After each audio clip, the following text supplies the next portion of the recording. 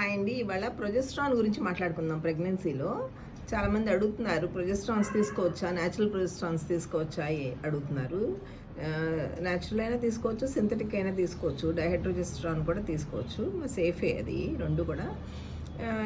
ఎందుకంటే సపోజ్ బాడీలో లేనప్పుడే మనం సప్లిమెంట్ చేయాల్సి వస్తుంది. ఏదైనా ప్రీవియస్ హిస్టరీ ఆఫ్ అబార్షన్స్ కానీ లేకపోతే ప్రీవియస్ లాసెస్ కానీ ఇలా ఉన్నప్పుడు మనం జనరల్గా ప్రొజెస్ట్రాన్ని సప్లిమెంట్ చేయాల్సి వస్తుంది. సహజంగానే బాడీలో ప్రొడ్యూస్ చేస్తుంది. ఎందుకంటే ఇది చాలా క్రూషియల్ హార్మోన్. ప్రెగ్నెన్సీ రావడానికి కానీ మెయింటైన్ అవ్వడానికి కానీ చాలా క్రూషియల్. ప్రెగ్నెన్సీ రావడానికి ఎందుకంటే సెకండ్ పార్ట్ ఆఫ్ ద సైకిల్లో ప్రొజెస్ట్రాన్ హై లెవెల్స్లో ఉంటేనే ఆ లైనింగ్, ఎండోమెట్రియం లైనింగ్ చక్కగా ఫామ్ అయ్యి బేబీకి ఆ జైగోట్ ఏర్పడినా బెడ్ సరిగ్గా లేకపోతే అది బయటికి వెళ్ళిపోతుంది అనమాట. అందుకని బెడ్లో కూర్చోడానికి సఫిషియెంట్ ప్రొజెస్ట్రాన్ ఉంటేనే కుదురుతుంది మనకి. సో ప్రాపర్ బ్రెడ్ క్రియేట్ చేయడానికి కూడా అది ఇంపార్టెంట్ అనమాట. నెక్స్ట్ ఇంప్లాంటేషన్ అంటారు బ్రెడ్ క్రియేట్ చేయటం అంటే.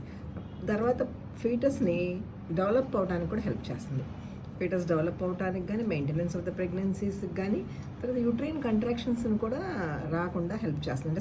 అంటే స్మూత్గా అలా కామ్గా యూట్రస్ ఉండేటట్టు హెల్ప్ చేస్తుంది. యూట్రైన్ కంట్రాక్షన్స్ వస్తే మళ్ళీ మిస్క్యారేజ్ అవుతుంది.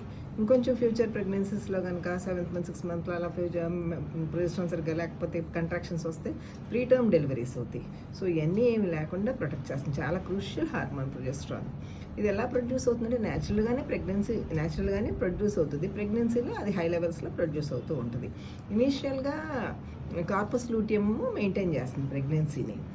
ప్రొజెస్ట్రాన్ ఆ నుంచి ప్రొడ్యూస్ అవుతుంది.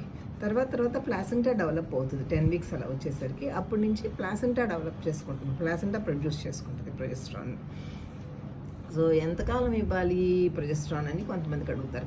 ఒక మ్యాక్సిమం మనం 3 months కంప్లీట్ అయ్యే వరకు ఇస్తాం. మోస్ట్లీ 3 months కంప్లీట్ అయినాక ఎన్టీ స్కాన్ చేసి అంతా బాగానే ఉన్నాక జనరల్గా మనం అవసరం లేదనుకుంటే ఆపేయచ్చు. కొన్నిసార్లు చాలా ఫ్రెషెస్గా ఉంటుంది ప్రెగ్నెన్సీస్. అంటే ఇన్ఫర్టిలిటీ ట్రీట్మెంట్ చేసి IVF లో ప్రెగ్నెన్సీస్ వచ్చిన చాలా ప్రెషస్ ప్రెగ్నెన్సీస్ అయితే 32 weeks వరకు కూడా మనం ప్రొజెస్ట్రాన్ కంటిన్యూ చేయాల్సి వస్తుంది.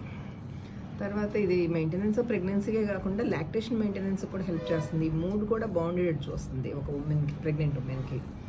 తర్వాత దీని నుంచి వచ్చే సైడ్ ఎఫెక్ట్స్ గురించి కొంతమంది అడుగుతూ ఉంటారు.